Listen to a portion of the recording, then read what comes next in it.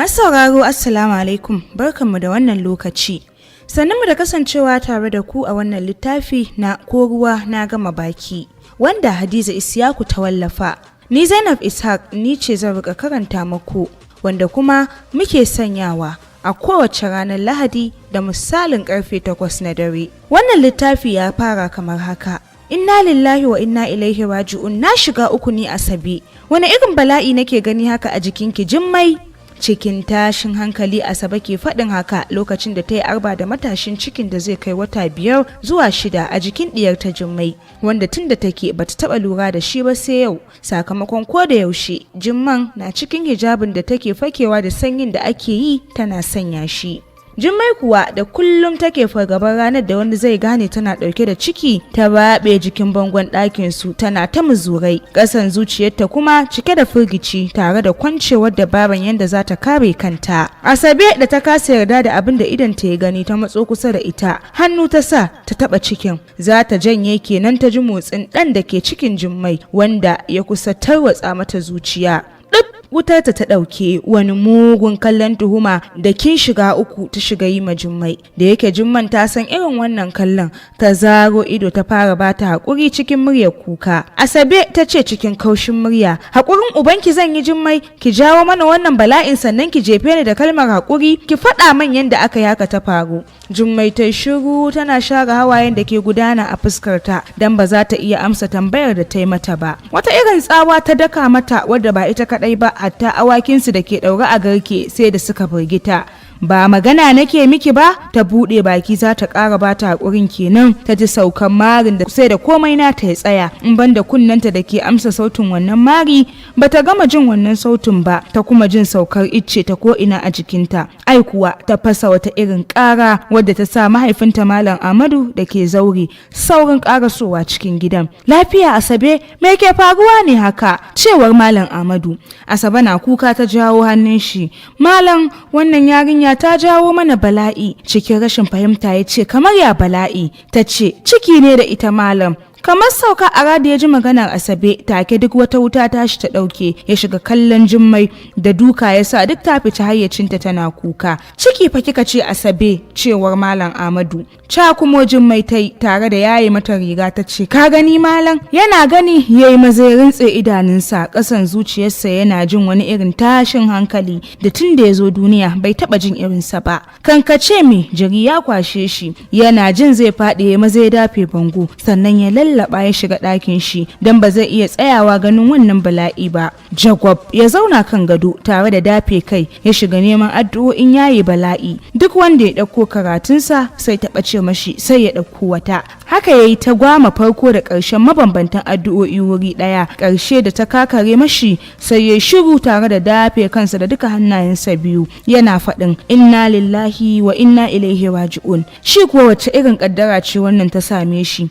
Shi da ke cikin masu gyara baraka a gari, gashi shi kuma barakar ta auku a gidan shi. Yana cikin wannan tunani ya jiyo ihun Jummai da hanzari ya fito, ya kuwa iske Asabe ta shakare ta tana faɗin wallahi ko ki faɗi man wanda ya maki shi ko in kashe ki. Jummai da idanunta suka furfuto saboda zafin shakara, ta yi ta miƙa mashi hannu tana son ya kwace ta. Yana zuwa ya shiga ɓamɓara hannun Asabe a wuyan Jummai, sai da yayi da gaske sannan ya kwace ta. Zuciyar shi cike da kunci ya ce, haba Asabe, kashe ta zaki? Cikin masifa Asabe ta ce, to menene amfanin ta Malam? Gara na kashe ta na huta. Tana kaiwa nan ta dunkula hannu ta bugar mata baki, ai kuwa jini ya balle. Bangon da ke kusa da ita ta jingina bayanta tana mai da numfashi da kyar, ga zafin makara, ga zafin ciwon da ya ratsa mata haƙori ya shiga har cikin kanta. Malam Amadu da ya ga yanayin da ta shiga ya duba Asabe ya ce, kada ki sake taɓa ta, aikin gama ya gama, duka bai yi sai dai mu rungumi ƙaddara. Asabe ta ce bayan ta jefe shi da mugun kallo, wallahi Malam ba zan iya ɗaukar wannan ƙaddarar ba. Kai kawai ya girgiza don ya san halinta na kafiya da rashin haƙuri. Idan an yi mata laifi, sannan ya ja hannunta suka nufi ɗakin shi. Kafin su shiga ta juyo ta ce, wallahi kin shiga uku a gidan nan Jummai. Haƙuri da magana ya rika bata amma kwata-kwata ta ƙi sauraron shi. Ita babban tashin hankalinta jama'an gari su ji wannan labari don ta ga yadda aka yi ma wata da ta yi ciki saboda tsangwama da kuma gulman mutanen ƙauyen sai da suka canza gari wanda hada ita Asaban a cikin waɗanda suka ɗora karan tsana ga wannan yarinya da iyayenta don a ganinta sakacin iyaye ne yasa har suka bari diyarsu ta yi cikin shege. Jummai kuwa zamewa ta yi ƙasa haɗe da dukewa ta haɗa kanta da gwiwa kuka mai cike da zallar bakin ciki da nadama ta riƙayi. Ita ba dukan da mahaifiyarta ta yi mata ne damuwa ba gangancin da ta yi har ta ba saurayi kanta sakamakon roman baka tare da alƙawalin rayuwa mai cike da jin daɗi idan sun yi aure da ya riƙai mata wanda sai bayan hakan ta faru ne ta gane ƙarya yake don ko da yake ɗan birni bai mallaki abin da yake faɗa mata zai bata ba.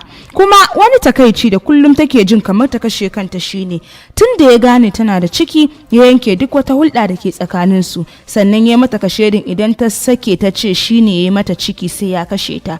Kuma idan ta sake zuwa gidansu kai ko birni ma idan ya ji labarin ta zo sai ya haɗa ta da masu garkuwa da mutane sun sace ta. Hakan ya sa tsoro ya shige ta har take jin duk abin da za a yi mata ba za ta faɗi shine ya mata ciki ba. Kuka sosai ta riƙa yi kamar ranta zai fita.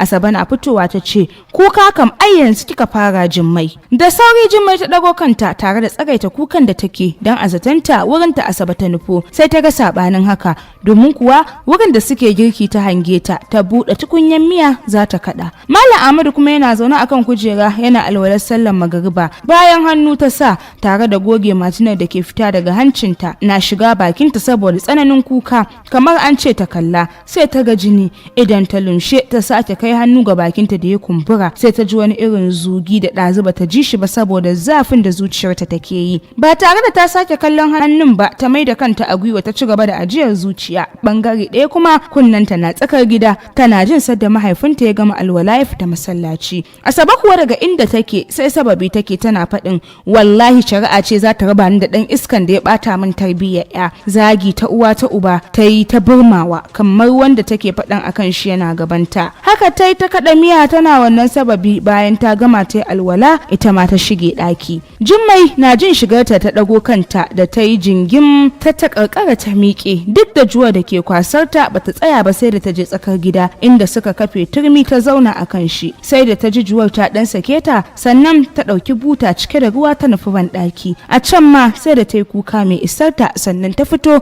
ta yi alwala ta nufi ɗaki. To masu sauraro bari mu dakata a nan sai kuma a mako na gaba idan Allah ya kai mu inda za mu kawo muku ci gaban wannan labari. Kada ku manta ku yi mana subscribe sannan ku danna ƙararrawa yanda da zabar mun ɗora sabon shiri za ku samu sanarwa.